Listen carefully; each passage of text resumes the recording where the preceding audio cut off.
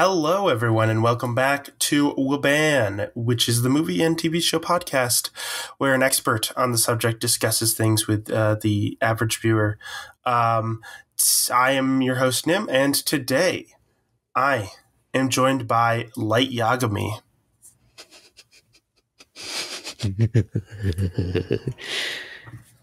I mean, he did it.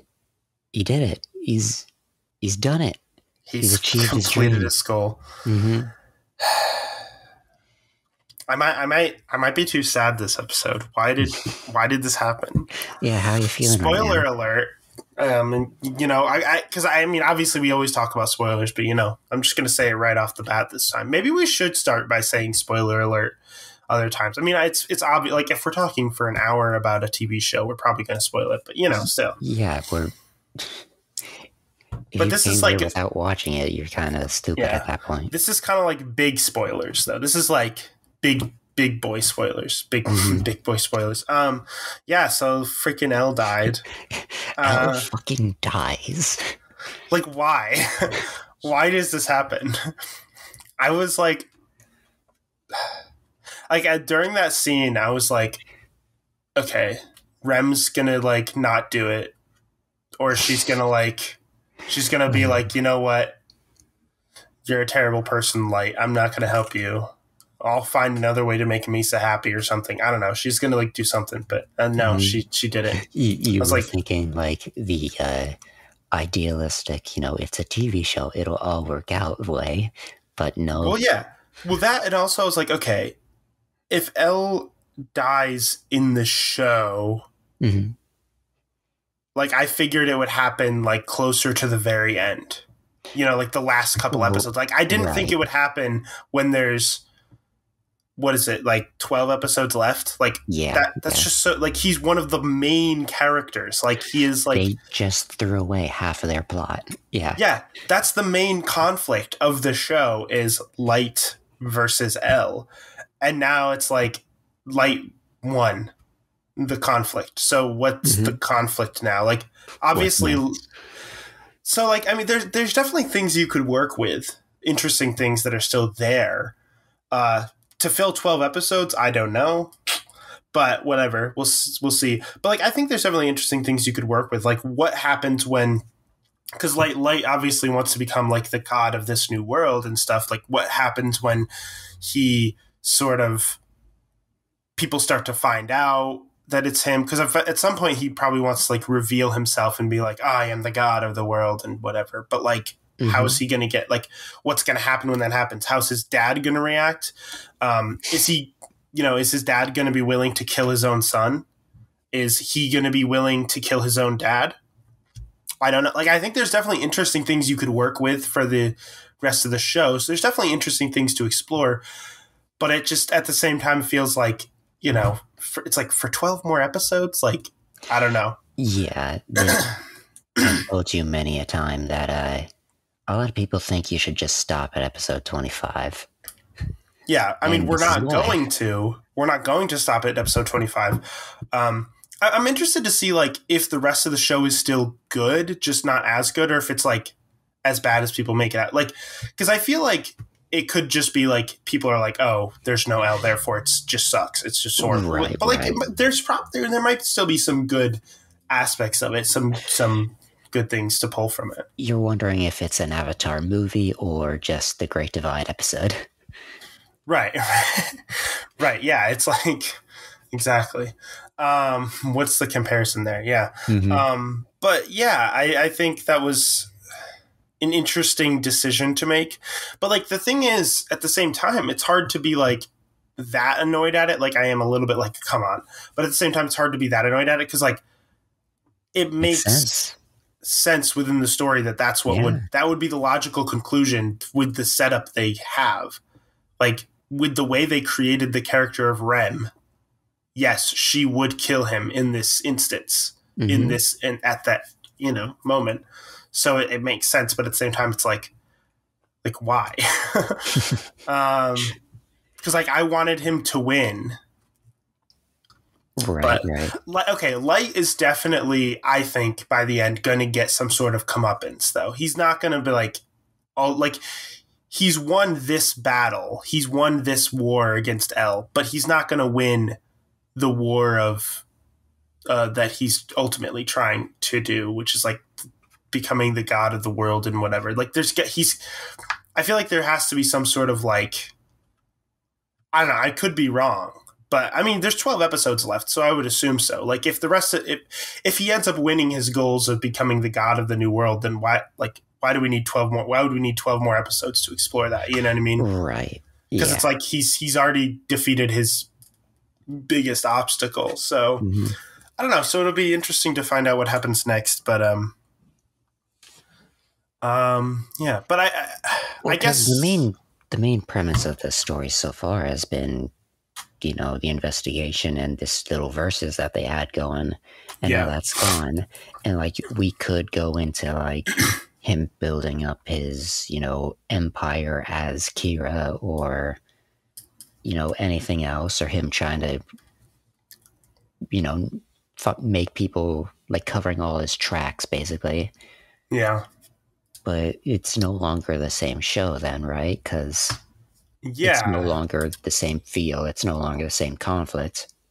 Yeah, exactly. That's the thing. And it's like, it's weird because it's like, technically speaking, it's still all one season of a show. So it's like not like this seems like something that would happen as like a big difference in seasons. Like if a season of a show might change the conflict completely, but like it's all technically like, which I don't know, maybe that's just like, I guess, difference in how Japanese do their shows than like the way Americans do it.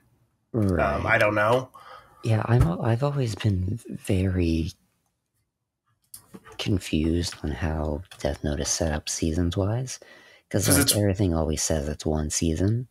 Yeah, and like the DVDs are split up.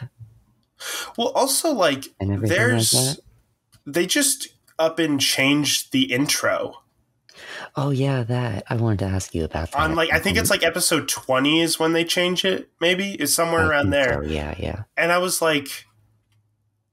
But I think you had mentioned, or before, you had mentioned something about them changing the intro, and I was like, okay, I'll look out for it. You know, here thinking like they're going to make some small changes. No, it's completely different.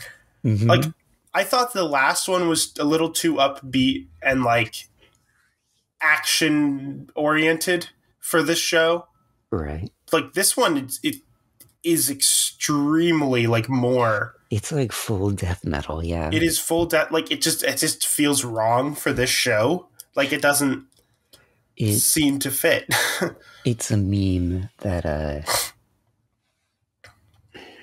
well, you know, there's a little like there's a softer part to it at the beginning, and then it immediately goes to that. Yeah. There's a meme that it sounds like it's saying porn. Oh, okay. Gotcha. Or at the very end, it's white people. It's very funny. Right. But in reality, it's some Japanese words, right? Yeah, probably. That I don't know. Yeah. But yeah, no, it was just like the intro was just so fast and everything. And I'm like, there's like people shooting guns in it and stuff. And I'm like, where's this coming from? This is not the show. This is not the slow paced crime drama that I've been watching. Intelligent problem solving and mystery goings. Yeah, well, I feel like even the original intro I thought was a little too upbeat and stuff, but like that even started to grow on me, I think. Where like, especially like the imagery of it and stuff, I think was really interesting. Like there was a lot of like imagery of like light kind of being like this god and then figure, and there was a lot of. And there was like that imagery. There was a lot of good imagery used to show sort of the verses of like Light and L and like the battle. So there was definitely, I think the original intro was definitely better. Like I think like it was just felt like it fit more. And again, it did start to grow on me as time went on. But yeah, that second one, I was like, what is happening? Why did they do? But like, I also don't know why. Like, again, if it's technically the same season. All one season, like I think this happens every once in a while in anime, just in general. Because like I know in like American shows a lot, like they'll change intros sometimes in shows, but usually it's like at the end, like at the start of another season, right? Or like episode specific. Yeah, it's either one or the other. Like BoJack Horseman, for instance, the intro is mostly the same, except there's like a few little details changed depending on what's going on in the show at the time. But also in that episode, but also there's like each season has their own specific sort of thing that happens in it.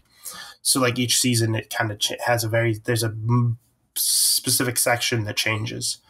Or then there's other shows like Avatar where it's the same intro the whole entire show, like no change whatsoever. Right. So, but like it's just weird for there to be that massive of a change in like what is technically the same season. Anime intros are very weird, like from our perspective, I guess, just because they don't usually like fit the premise of the show a lot of times. Like, like as you mentioned with Death Note. Right. It seems like it's an action heavy show. Like it seems like like the original one seems like it might fit with like, I don't know,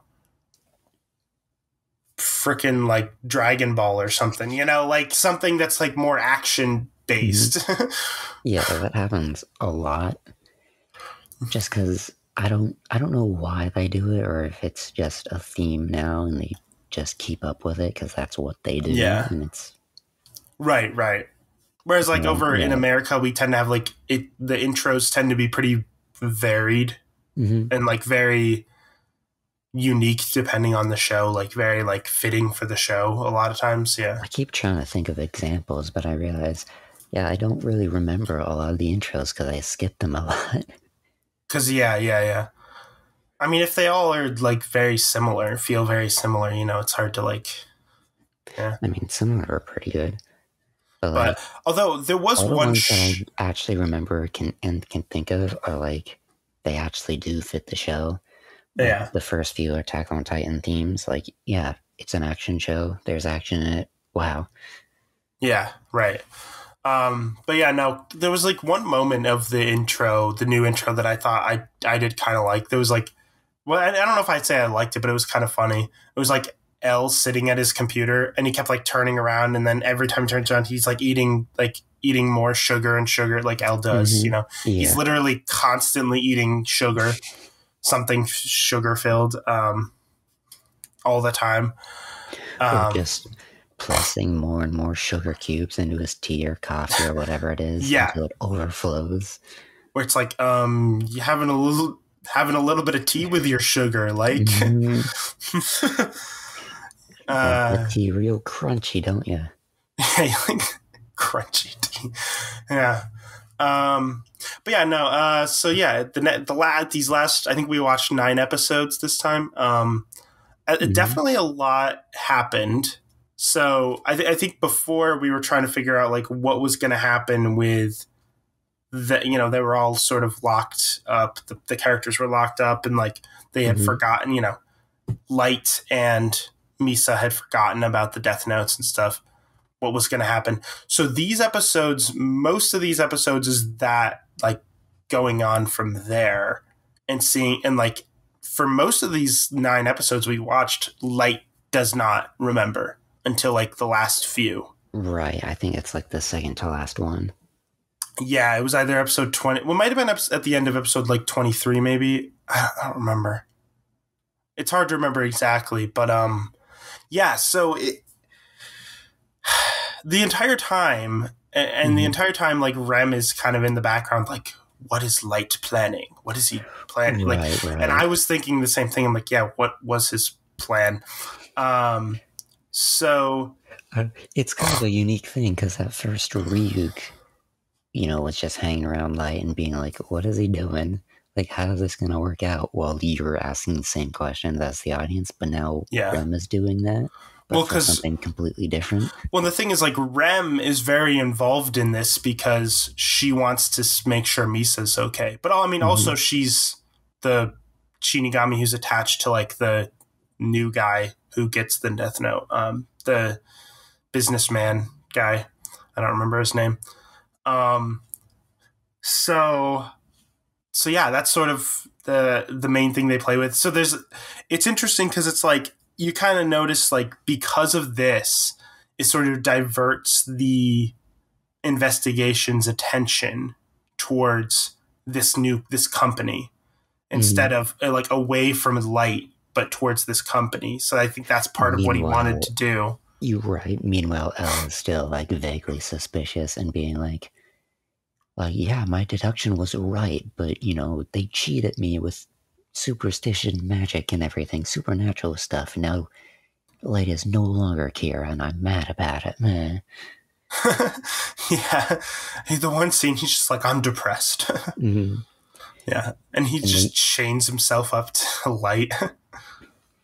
I really like that they go out and admit, and they really play with the fact that Elle like wanted Light to be Kira, and he's just very, you know, depressed and sad and unmotivated that you know, he was wrong for once in his life. Well, that's the thing. He's like I'm never wrong about these things. How was I wrong? My deduction skills were perfect.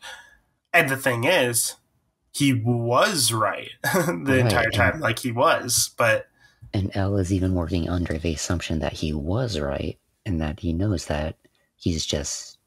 They realize that they can give up the Death Note and lose all their memories. Right. And it's nice. It's interesting that he comes to that conclusion instead of like all the other people involved in the investigation would have probably just come to the conclusion that, oh, it was your suspicions of Elle were just wrong. Okay, cool. Let's move on. But no, he comes to the conclusion, so the Death Note can pass between people and they can lose their memory of it. Or no, well, he doesn't say the Death Note because he doesn't know that, but like the ability to this ability they have. Right. But I even love the moment when he asks Light about it, like whether it would have been a higher power transferring itself from one person to another, or if Light would have chosen to give it up. And Light just comes right out and says, because he believes he's not Kira at the moment, that it would be his choice to do it, to give it up and lose his memories. Yeah. And it's like it was, yeah. But there's those interesting scenes, like Light's sitting there and he's thinking, he's like, could I be Kira? He's like, it's like, if I had this, would I do something like that? And he's comparing it to like the victims that they know were killed by Kira. It's like, yeah, the MO of the new Kira has definitely changed. He's killing. He's like, I would never do something like that, but like the original one, like, would I do that? Like, is that something I would do if I came into contact with this? Because from his perspective, he's in the mindset of that he would have been in before he ever even found the Death Note of like the type of person he was then. But what I'm getting at is he's saying the new Kira is killing like petty criminals or like people that regret what they did. Yeah. But the old Kira didn't.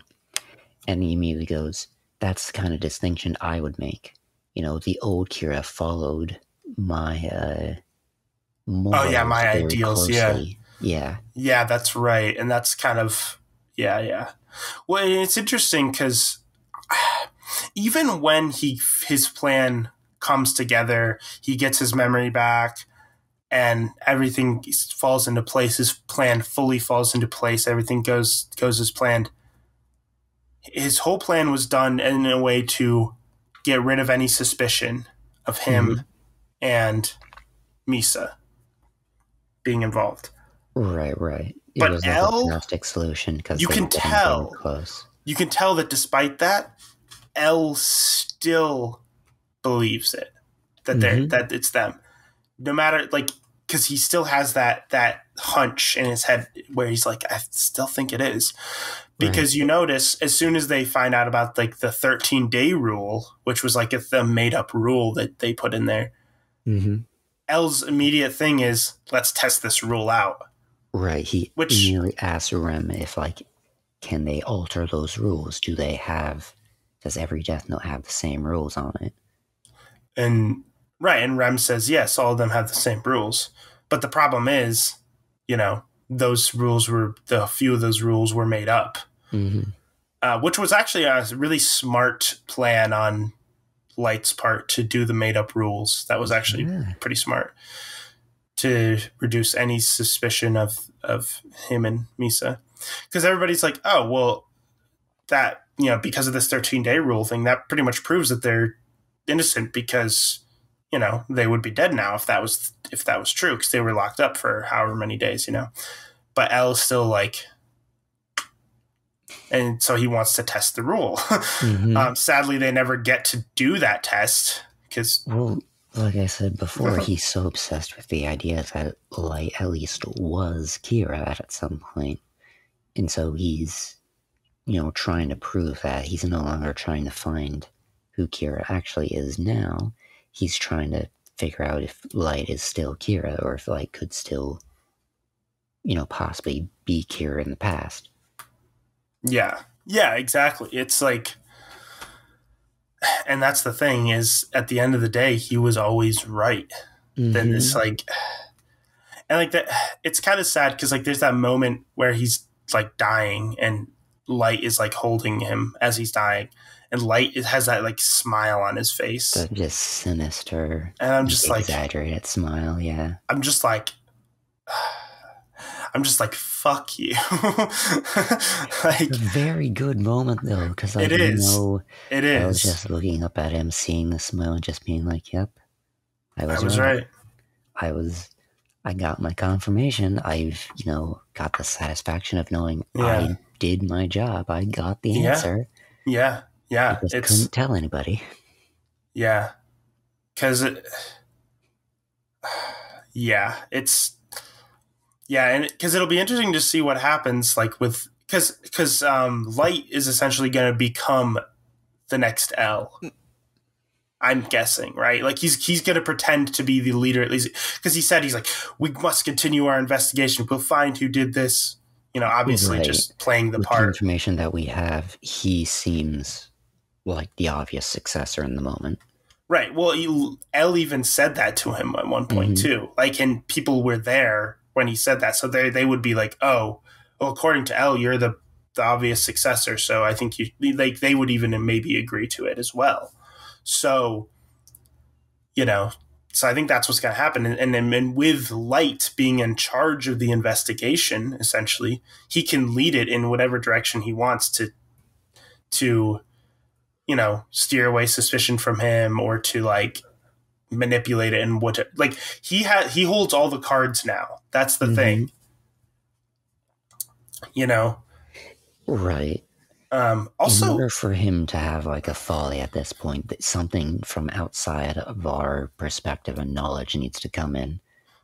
Yeah. Because otherwise he has like absolute control over the narrative at this point, because everything that stopped him before is gone. Yeah. It'll be interesting to see what, because I have a feeling that he's going to be stopped by the end of the show. Because like, it just seems like that's the natural way to do it. Like, find a way for him to get some sort of comeuppance, some sort of like moment of like, this is what you get. Well, it's like TV logic, right? Because if he was supposed to, get the happy ending and everything, and, go through and complete his goal, why would there be 12 more episodes? Well, that one.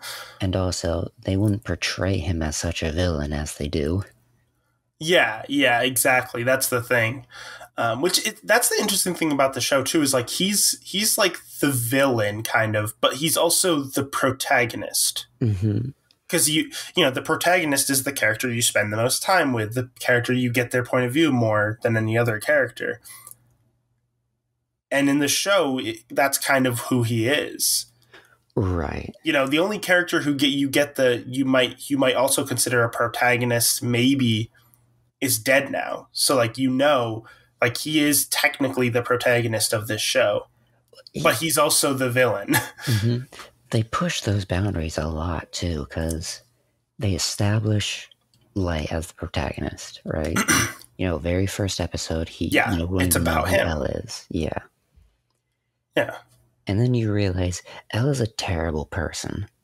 Like, okay, is he a protagonist or an antagonist now? Like, because the definition is blurred at this point. Because usually you think a protagonist is good and antagonist is bad. Or like the protagonist is a good one. Yeah, and like, or at least like the protagonist doesn't necessarily have to be perfect, but sometimes you have like an anti-hero type thing who's like not perfect, but like are still like better than, so like the natural choice of the two of them would be L, because he's clearly more morally right than Light, even if he's not perfect and has his own moral failings. He's still definitely more good than Light. So it's like, yeah, but and even when they introduce L as like a potential co-protagonist or whatever you want to call it, you still know that Light is the main character. Yeah. And so all this becomes very hard to give each of them, terms, tack on terms to them of protagonist, antagonist, or whatever. Because the show follows them both pretty much equally at that point. Right. It's essentially just, here's two people battling each other. Here's their battle, but I mean, again, like we've said before, that dynamic is now gone. So it'll be interesting to see what the dynamic of the show is afterwards. Yeah, stopping at this point is, I mean, obviously it's a wonderful decision. One, because something big just happened. L fucking died. But also, we have no idea where the show is going to go from here. Yeah, there's no way to predict. Like, there's one thing that I think might come into play. Do okay, tell? So in one of these episodes that we just watched, so you know how like during like they in the middle of the episode when they do like what would have been the commercial break if you watched it on TV, they have like the different rules of the Death Note and stuff like that. There's like a bunch of them. Right. They'll be like rules of the Death Notes and everything.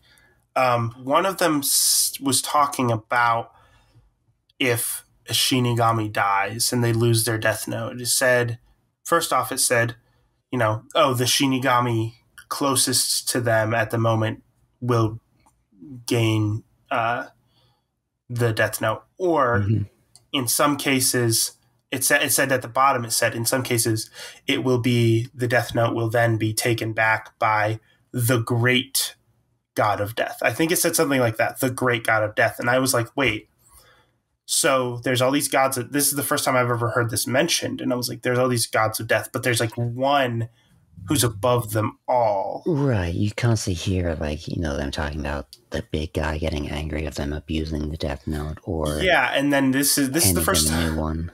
This is the first time I've seen the term the great God of Death, and I'm like, wait a minute. It's always been very vague. Yeah, whenever I watched that, I was like, is that going to come into play? Or is that just going to be kind of a vague thing in the background, never really going to be a big thing? But like, is that going to come into play in some way? So maybe something happens with that. Like the great God of Death gets mad at Light for abusing the Death Note, or, who knows? Like, I don't know what could happen. I mean, it is an idea. I will say that, Rem and Ryuk don't really seem to care at all. Right. Ryuk doesn't care about any of it. Rem only cares about protecting Misa. And also, Rem is dead at this point anyway, so, Yeah, so, they don't seem to be worried about getting in trouble with their boss at all or anything like that. So it doesn't seem likely. Well, yeah, I don't know. I just when I saw that, I thought it was interesting. Like, that could be something that could come into play. Well, I mean, it's definitely, it's a thing that they've mentioned every once in a while, and seeing it pop up in a rule makes you think that it's going to be important. It's going to apply, yeah. Yeah. Also, the other thing that I'm still interested in was the line of, if you use the Death Note, you can't go to heaven or hell. Right. That still interests me because I'm guessing Light is going to die at some point or something, maybe die, whatever's going to happen to him.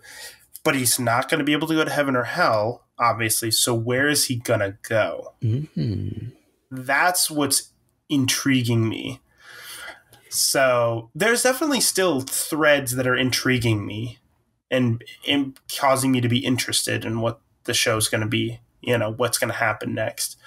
Even though Elle is dead, which sucks. But like, there's still things that are interesting. And also, like, it's interesting too because now Elle doesn't have to worry too much about protecting Misa as much as he did before because Rem is dead now. Right. So Rem was the only thing keeping him from throwing her away as a tool. Uh-huh. Which, yeah. Yeah. Like, obviously, he's not going to right away because he's going to use her for her eyes because she got the. Which, by the way, her lifespan must be so short right now. Like, what? Well, I've mentioned this before to you. They did say that. Oh, wait. Oh, I just realized something. Okay.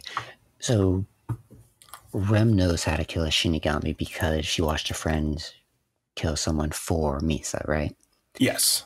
And we've already learned that the remaining lifespan of the Shinigami that died for the person gets transferred to that person, remember? Yeah, which I don't. I don't remember that line, but you had mentioned it, yeah. So right. I'm assuming you had said that somewhere.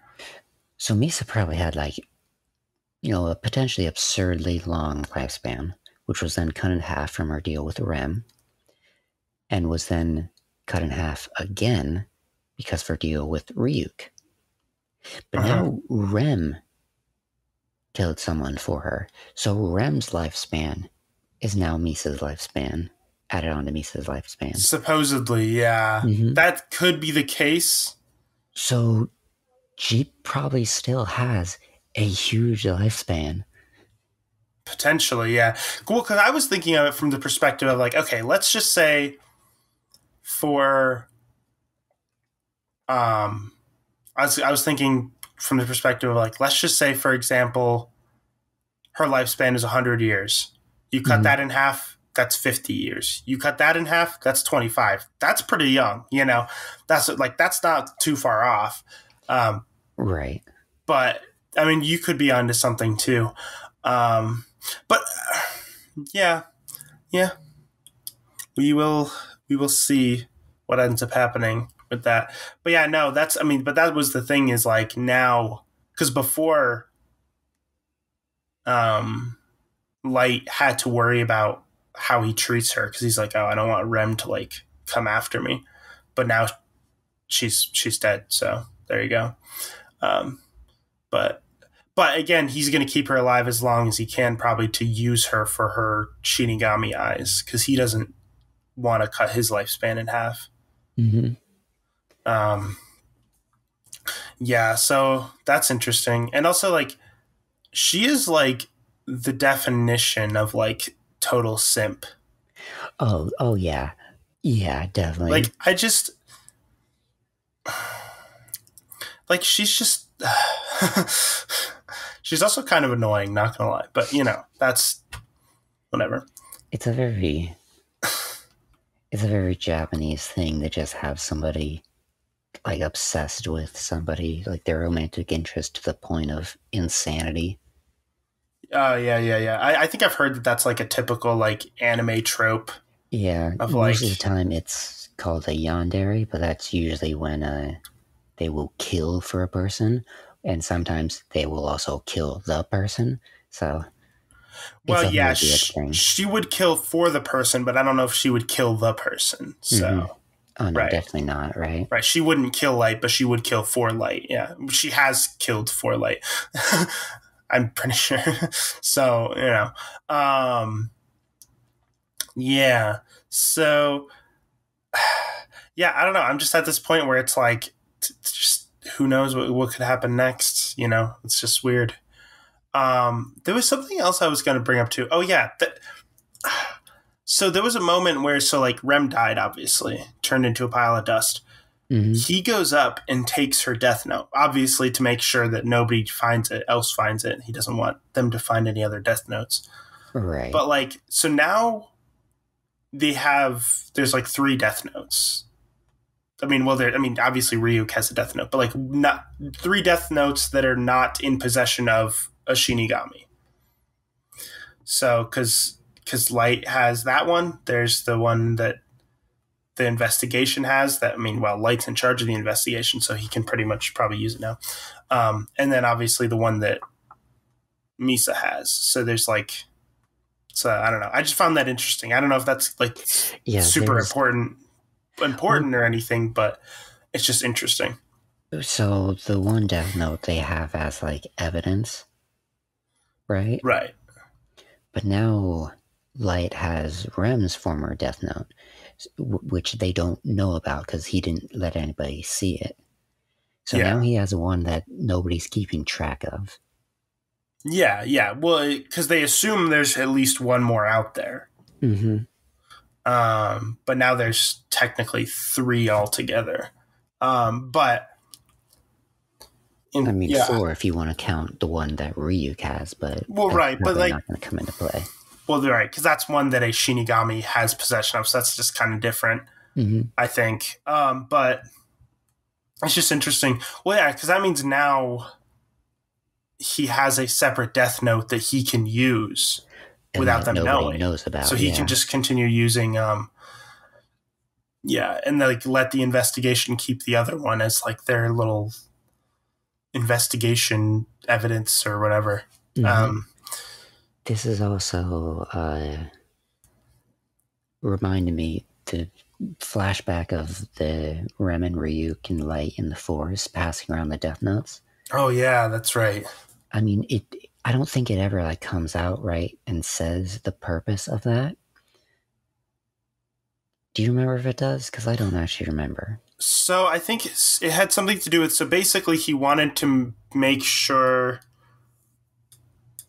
So at the end of the day, what it ended up being is the one that was buried, we thought was the one that was originally was Light's. Mm-hmm. But it wasn't. It was Misa's that was buried. It was what they revealed. And then the one that Rem left with was Light's. Yeah, or the one that Ryuk gave Light, or the one that Ryuk gave Light originally, the original one, yeah. But like originally, when they showed that scene, you assumed that she was taking away Misa's death note. But so the reason being that if you touch your own death note that used to be yours, you remember everything, but only while you're touching it. Unless you use it again, then you remember for good. Right. You need to be the owner to remember for good. Right. So the other person needs to die.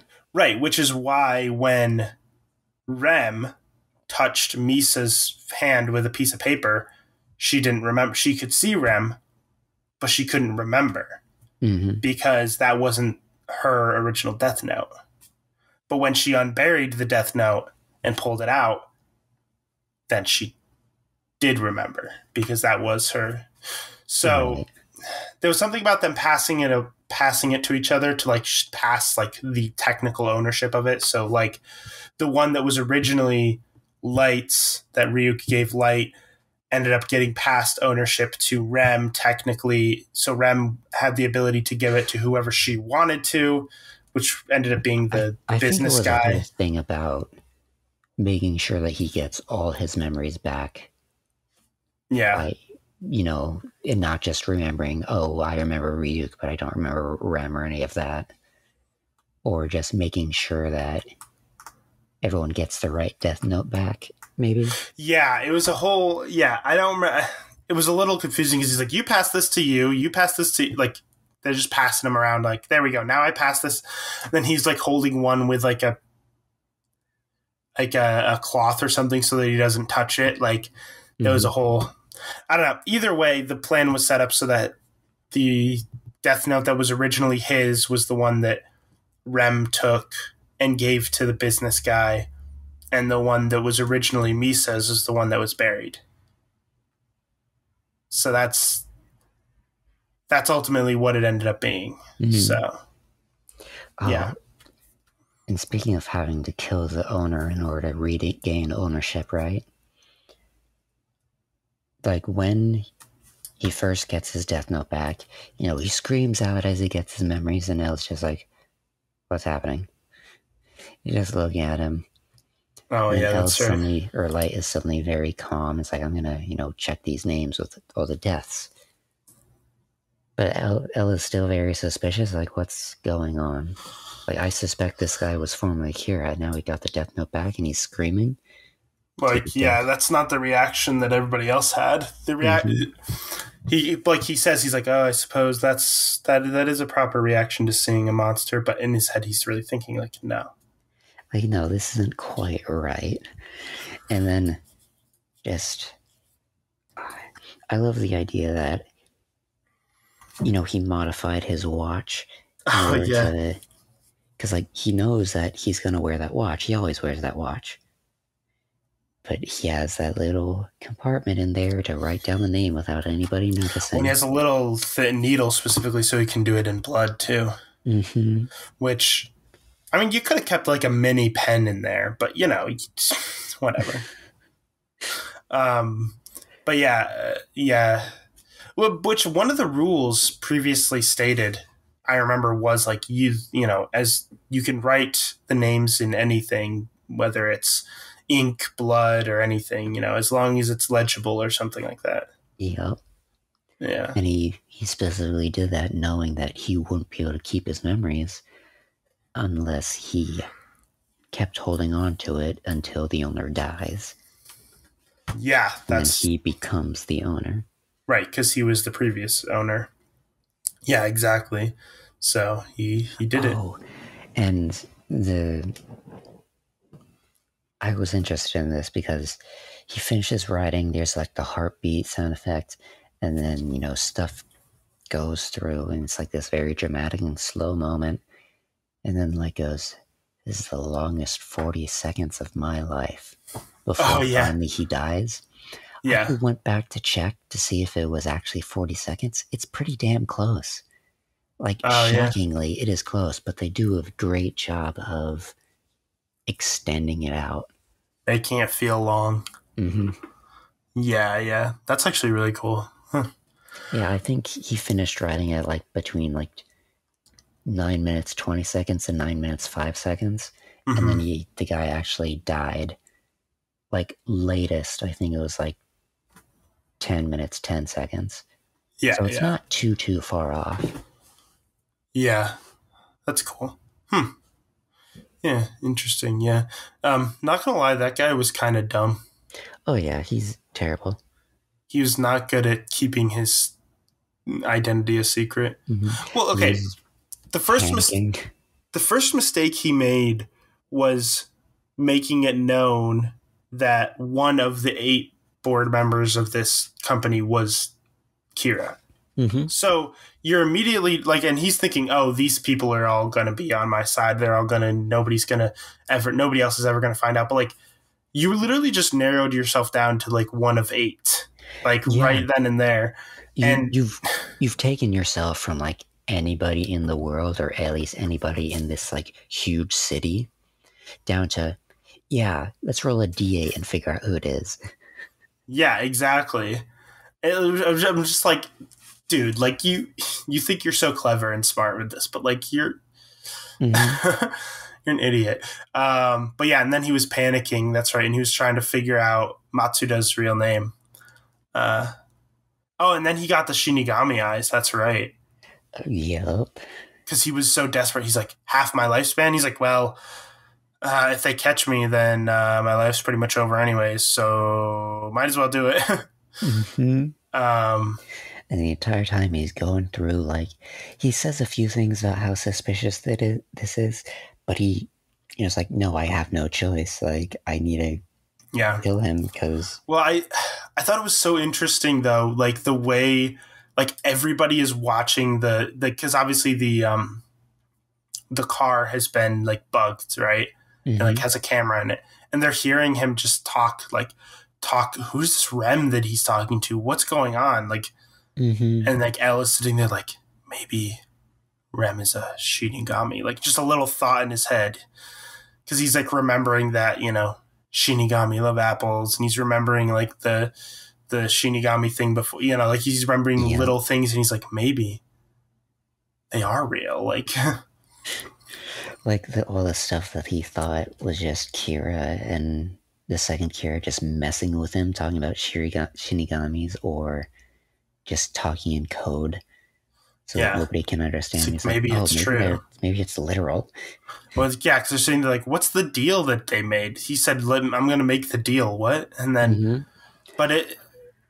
Oh, that's such an interesting point, too, because, like, they know he needs a name, because he was searching for the name. Because they've determined that, but then suddenly he kills this police officer, and they're like, wait, now he can... Does it have something to do with the deal that he was talking about? What? Yeah. Yeah. Well, it's interesting, because it's like the entire investigation is sort of like... So, like, Elle's figuring all this stuff out, and you sort of like, okay... He's doing a good job at figuring this stuff out, but the problem is it's very difficult for him to figure out how they kill, right? Right. Because he's like, okay, like, how are you going to figure out that it's this Death Note and there's these Shinigami, and like, how are you going to figure all that out? You don't believe that something like that would exist, right?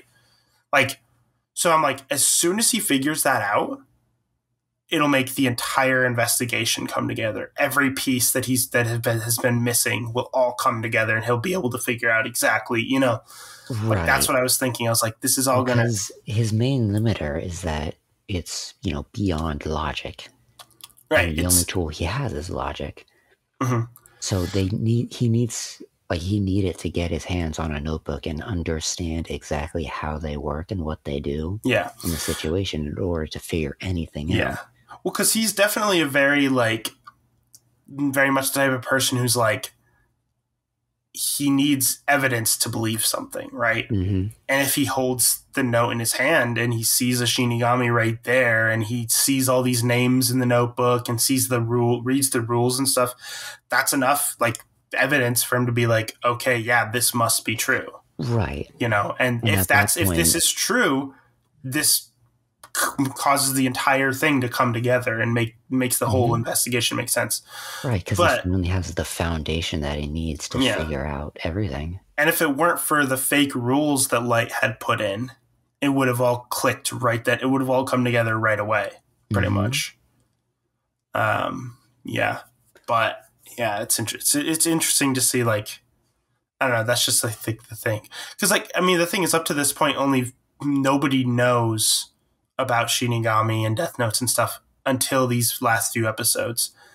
So now even like all the main characters know about it now. And it's like interesting. So now that's another way the dynamic of the show changes too. It's like now, you know, Light's father, everyone involved in the investigation knows that this exists. Whereas before it was just this thing that only, you know, him and like Misa and stuff knew, and eventually the business guy knew. Yeah. So I think that's interesting. I don't know. I like how after finding all this out, Elle like just starts grasping at straws about the Shinigami stuff. Because like, yeah, he tries to figure out all the, you know, if any of the rules are fake, right? Like, you know, specifically the one that proves that Light isn't Kira, that proves Light innocent. Yeah. But also, he remembers all the little details of, like, what like, the messages that Kira sent him through the prison inmates. Like, you know, Shinigami love apples. And he asks Rem, hey, do Shinigamis love apples? Yeah. Just like little things like, I don't know where this is gonna lead, but like, I thought Kira was just messing with me. But now it could be real, so I might as well ask. Yeah, exactly. I like the idea, like, if it happened to be Ryuk instead, he probably would have been like, yeah, I fucking love apples, dude. Do you got any? Yeah. They're like addicting. I get all twisted up if I don't eat them all the time. Yeah, exactly. And it would have been such a like, oh, Well, okay. That so didn't get me anywhere, but cool. that's another interesting thing is technically right now, Ryuk is attached to Misa now. Mm-hmm. And So, Light doesn't have anybody attached to him. right. So, I don't know. It's interesting because I always thought it was fun, like the sort of, Ryuk and Light's conversations, them bouncing off each other was always kind of fun. But it was a nice dynamic because you always had Ryuk by him to like ask the questions that you were asking and have Light explain it for the audience, basically. Yeah, exactly. All I have to say is Ryuk is definitely having a real fun time with this. He's enjoying this a lot. He was bored, and he's certainly not anymore. Yeah, exactly. This is very interesting to him, I'm sure. I guess before we finish, I did want to talk a little bit more about the final episode of that we watched, episode 25. So obviously the end of the episode is the big moment. The big, L dies, right? The lead up to that, I think throughout the episode was interesting. Yep, definitely. Because it's like L almost knows he's going to die. Or he just feels this like looming death. The episode opens with like a flashback of him when he was a kid. Like L when he was a kid, which I thought was interesting too. With Watsby and everything. Yeah, and there was like the bells ringing, and he mentions the bells ringing. Yeah, to Light. I don't know if it's like a wedding or like a church reception or maybe, and he gets cut off, but he's like it's gonna say funeral or something along those lines. Yeah, and it's like so. My theory is that that flashback was the bells ringing at his parents' funeral. And like what's his name was Waterby? Like their butler was their butler and he raised him. So it's sort of like a Batman situation almost, right? Like parents die, the butler raises him, becomes the greatest detective in the world, Typical Batman stuff.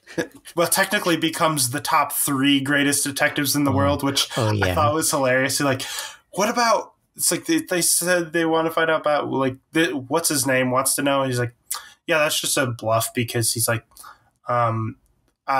he's like, how do you know? Like, he's like, oh yeah, well, because that's me. I'm whatever the name of the second greatest detective in the world was. It's pretty smart too. He's like, actually, the top 3 greatest detectives in the world, blank, like L, whatever, like I don't remember them. He's like, they're all me, actually. I just go by 3 different names sometimes. Solve mysteries under different names sometimes. He says it's because like anybody who wants to find out who L is will go to the next best detectives. But if they're both him, then he's safe. Exactly. That's really smart. And they'll never know. Right. Anyways. So I'm assuming that flashback was like his parents' funeral. And those were the bells at the church at their funeral. I don't actually know. But that is like a very solid theory, yeah. Right. And like his parents were obviously super rich, which is why they have a butler and, where he gets all of his money. Because clearly L is rich now. That actually is a very similar like Batman backstory, similar to like the Bruce Wayne Batman backstory in some ways. Which is actually kind of interesting. So I'm guessing that's what that was. That was like my first thought when it opened. I was like, is this his parents dying? Like tragic backstory? Yeah, I never quite got what exactly it was supposed to be, but that definitely seems, all the details are there that lines up with everything. Yeah. But then the rest of the episode is like sort of leading up to this final moment, and he's sort of he's standing out in the rain, light goes out, and he's like they have this conversation, and he's like I know a lot of things I say don't really make much sense. And he's like, oh, yeah. And like they had this conversation. It was very just interesting, like all this like lead up. And then they're like drying off and he goes to like dry off Light's feet. That was kind of like a weird moment, but it was also like, it was almost him being like, he said a few lines that alluded to the idea of Light being a god in a way too. Right. Like I'm going to wash your feet. You know? Yeah, it's the least I could do to atone for my sins. Was one of them. Yeah, he says that, and it's like, I'm like, huh. Like he has this sort of idea that like Light thinks he's a god and whatever. Like he sort of kind of has this idea, and he knows that he's probably likely going to die soon. Right. That whole scene is supposed to be like an allegory for, I think it's Judas washing Jesus' feet. Well, right, because that was the whole thing in the Bible was like you're supposed to wash the feet. Well, it was Jesus washed the disciples' feet to sort of show how humble Jesus was actually. Like it was like, oh, yes, I know I'm like supposed to be your Lord and Savior, but like I'm serving you, you know, blah, blah, blah. It was like a weird thing because at the time it's like obviously the servants are the ones who are supposed to wash the feet of the, you know, people. Anyways, yeah, it definitely, the whole washing the feet is like a biblical sort of connotation to it of like, yeah. So that was interesting. But it was just kind of like a weird little scene. I was like, Yeah, it's kind of like elves, like just admitting defeat at that point. Yeah. Like he can feel his death is coming up, and he's like, he knows that Light is Kira, but he just can't get the evidence to prove it, and you know, or anything solid to get on track with the investigation before he dies. So it's just like, I don't know, it's like he does all these little things and says all these little things that like, yeah, I know it's you. I can't do anything about it. I'm stuck, and so you win. Yeah, which is super sad. That episode is just, oh my gosh. Like, why? Before finally, like, it was just, yeah, I mean, if I can prove that Light is Kira before I die, then maybe I can get out of this, or at least I can, you know, one last ditch effort. And he tells about the execution that they're going to use to test the Death Note. Yeah, but yeah, and not only does Rem kill L, Rem also kills, is it Watari? Watabi, something like that. Watari, yeah. And I know the basic of the names, but every once in a while, like, you know, I'm not Japanese. I don't speak Japanese, so I don't know. Yeah, so mixed up. For a second, when he died, I was like, oh, is she going to kill him and not L? Because I kind of assumed you'd only be able to kill one person in your before you die if you did the, you know, thing.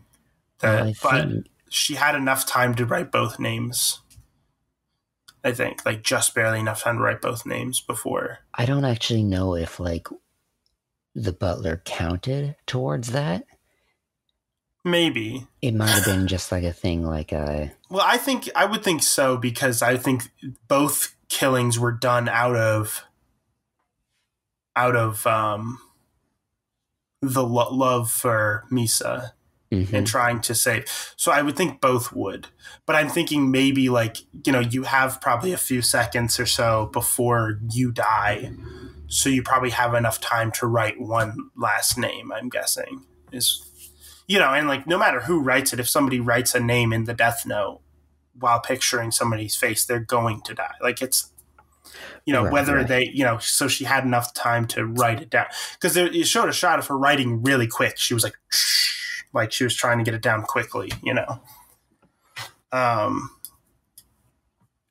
Yeah. So, but yeah, no, and also like the investigation is kind of shot too because all their information is deleted. Yeah. Because like all the information is just getting deleted, and there's that like actually really sad moment too where L is like, Watari?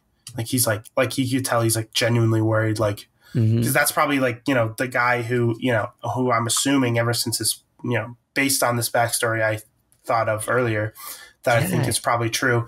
Ever since his parents died, this is like who raised him. This is basically his, you know, father, the one person who knows him better than anybody else, you know, like. And he's like in the middle of having a heart attack watching Elle through the screen. And he's just like, I was told to delete the data if something happened to me. Something's happened to me. I need to do this in my final moments. And he just barely reaches the button. Yeah. And then, you know, on L's side, the screen, like, you know, goes all data, delete it. And he's just like, something did actually happen. Yeah. And well, then, that's it. Yeah, but no, for a second there, I was like, maybe Rem decided to kill Watari and doesn't have enough time to kill Elle, so maybe Ella will live. But as before, like when, and then Rem will die. I was like, maybe, and then I was wrong. Well, I guess I mean, you can think of it this way: the investigation would have still went on, and while the butler was very helpful and everything, he wasn't, you know, the keystone to it. Elle was. So by killing him, Rem probably didn't save Misa. Potentially, yeah. I don't know.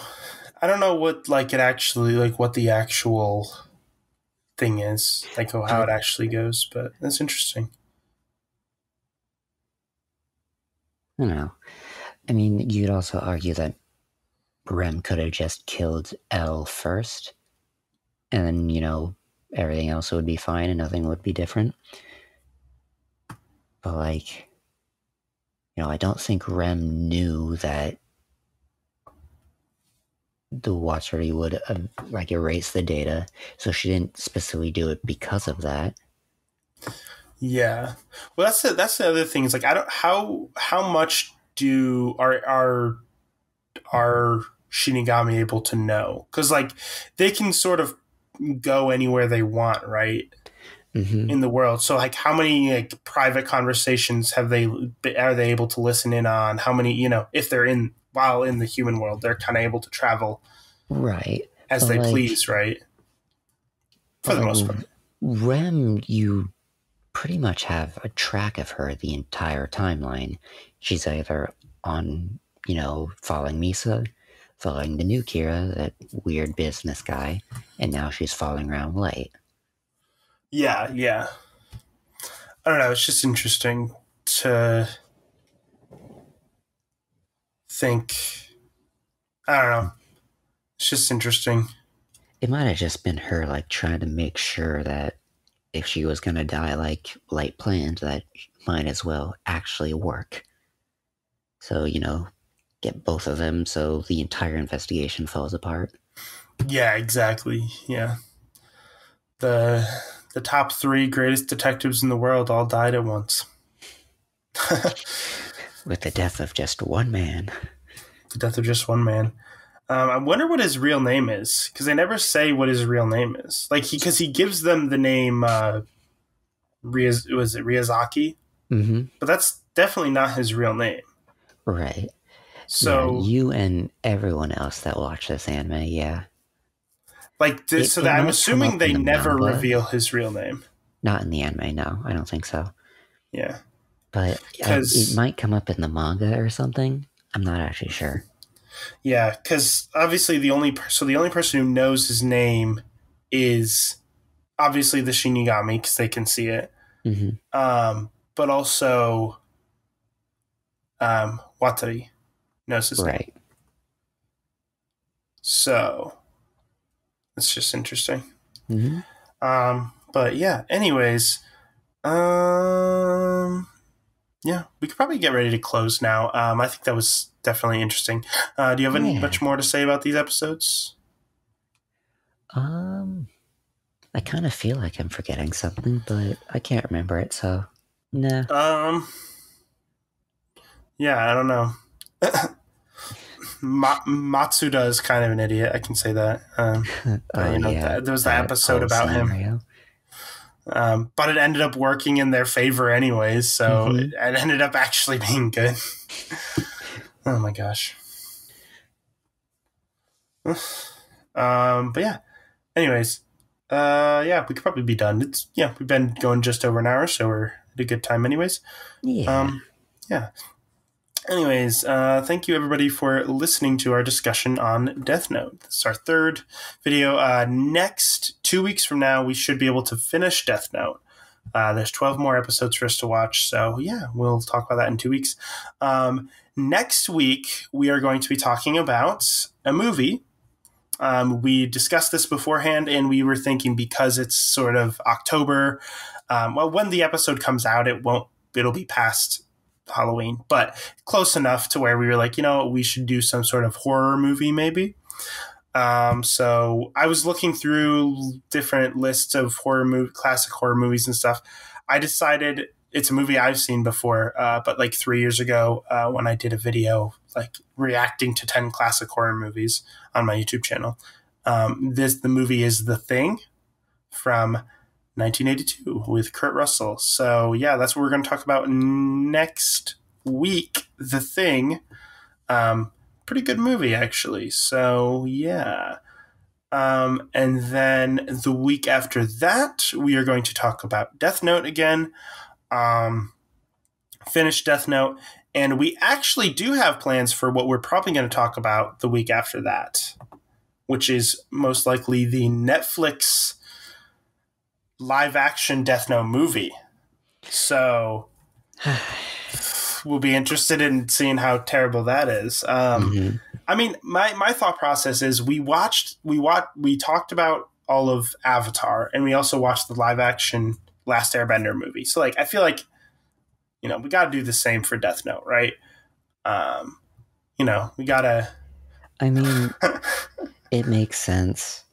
I am dreading it. Yeah, it's not that long. It's like an hour and 41 minutes, I think. So it's not that long. So I'll never get back. No. It'll be fun. It'll be fun to talk about and make fun of, I'm sure. Looking at live action Ryuk is so weird. I've seen some images.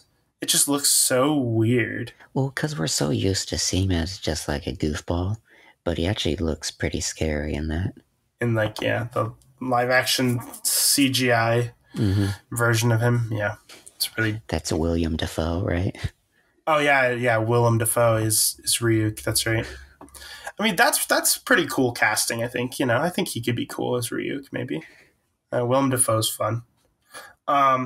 Anyways, so we're going to do that week, and then we're not sure what TV show we're going to do next. We're thinking about Legend of Korra, but we're not 100% on that, so we might do that.